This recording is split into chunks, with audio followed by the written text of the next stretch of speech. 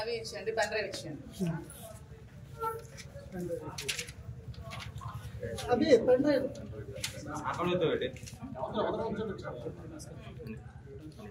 ఉందని చంపిస్తారని బెదిరించి చాలా కంప్లైంట్స్ పెట్టి 2 months బిఫోర్ మేము కంప్లైంట్ ఇవ్వడం జరిగింది.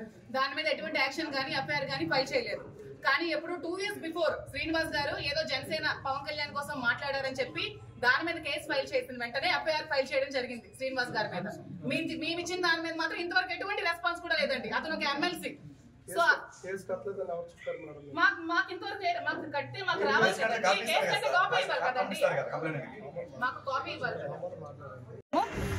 ఎమ్మెల్సీ దువ్వాడ శ్రీనివాస్ గారి మీద గత కొద్ది ఎలక్షన్ ఓడిపోయిన తర్వాత 4-5 నెలల నుంచి కూడా తీవ్రమైన థ్రెటనింగ్ కాల్స్ వస్తున్నాయి. చంపేస్తాం, బెదిరించేస్తామని, మీ ఇంటికి వచ్చి మీ ఇంటి మీద పెట్రోల్ పోస్తామని, మీ మీద యాసిడ్ పోస్తామని చాలా దారుణంగా ట్రోల్స్ చేసి కంప్లైంట్స్ రైజ్ చేసి సోషల్ మీడియాలో పోస్ట్ చేసి కాల్ చేసి బెదిరిస్తున్నారు. వాటి మీద కూడా మన ఎమ్మెల్సీ గారు ఇదివరకే స్టేషన్కి వచ్చి కంప్లైంట్ ఇవ్వడం జరిగింది. కానీ దాని మీద ఏ విధమైన యాక్షన్ తీసుకోలేదు. కానీ మన దువ్వాడ శ్రీనివాస్ గారు 2 years బిఫోర్ జనసేన వాళ్ళ మీద మాట్లాడితే దాని మీద యాక్షన్ తీసుకొని 41 నోటీసులు ఇష్యూ చేశారు. సో మేము కంప్లైంట్ చేస్తుంటే ఏ విధమైన యాక్షన్ తీసుకోవట్లేదు. సో మా కంప్లైంట్స్ మీద కూడా యాక్షన్ తీసుకోవాలని, మా మీద కూడా అలాగే అటువైపు అలా స్పందిస్తున్నారా, మా వైపు కూడా అలాగే స్పందించి యాక్షన్ తీసుకోవాలని కోరుకుంటున్నాము. చూడండి, ఎమ్మెల్సీ దువ్వాడ శ్రీనివాస్ గారి మీద ఎలాంటి పోస్టులు పెట్టారంటే ఎప్పుడో 2 years బిఫోర్ చేసిన వాటిని మీరు ఎలా కంప్లైంట్ తీసుకుంటున్నారండి? మరి ఎందుకు తీసుకోవట్లేదు మేము అడుగుతున్నాం. చూడండి, ఆంధ్రప్రదేశ్ జనసేన ఇన్ఛార్జ్ అంట. చూడండి, పేడాడి రామ్మోహన్ అనే వ్యక్తి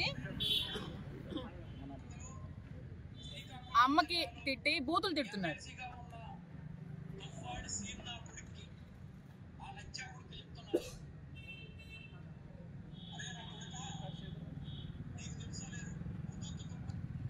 ఇవి కనిపించట్లేదా? వీళ్ళేమని తిట్టారండి జనసేన నాయకులు అని చెప్పుకొని?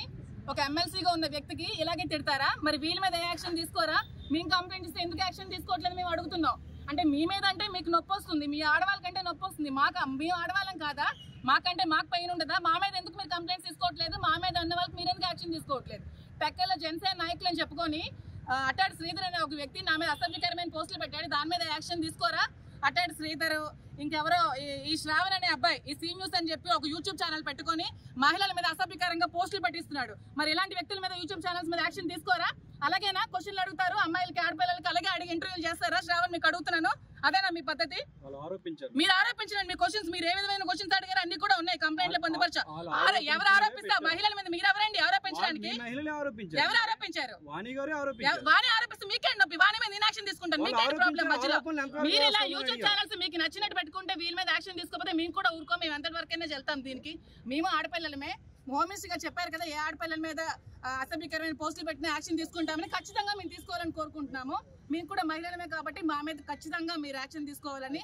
ఇంకా మా వాళ్ళు కూడా మాట్లాడతారు, వీళ్ళ మీద కూడా ఎటువంటి ఇబ్బందులు గురవుతున్నారో వీళ్ళు కూడా చెప్తారు. మాట్లాడండి.